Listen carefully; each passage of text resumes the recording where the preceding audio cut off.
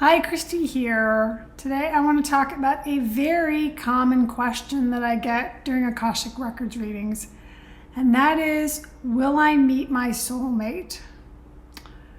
Boy, there's a lot to this to unpack. So, first of all, the Akashic Records are an archive and a blueprint of every soul's journey. It has information about what we're exploring as souls, the themes that we're working on, the challenges, the difficulties.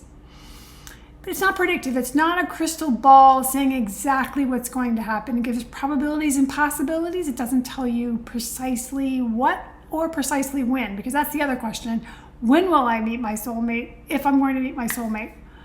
Secondly, yes/no questions are not very fruitful in the records. The records really respond better to things that are more meaty, not just predictive, but more about our development and how we can grow into the person we want to be, have the experiences we want to have the growth and evolution that we're seeking.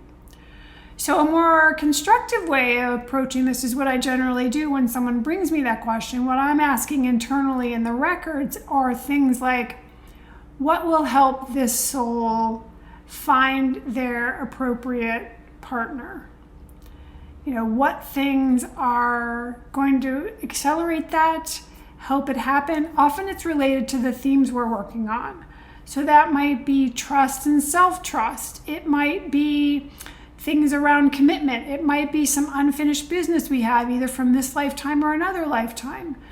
So the records almost always have some sort of series of events that will help us, some practical advice for things we can do to move us from where we are to where we want to go. So the other thing I just wanted to say is that I don't believe we have one soulmate. I mean, there are billions of people on the planet. Based on what I've seen in the records, there's really a lot to do. Uh-oh, here comes UPS. Hopefully they don't ring the doorbell. There's a lot of people that are potentially good partners for us. And it depends on what we're yearning for as souls, for our growth and evolution, where we live geographically, our sort of contracts, karma, agreements, programming. There's a lot of things that'll determine who is like the best alignment for us. So this idea that we have to find the one out of the billions and billions of people, I just think is not realistic. There goes the doorbell. As predicted. Anyway, so that's sort of my short take on what do we do how do we answer the question of, will I meet my soulmate?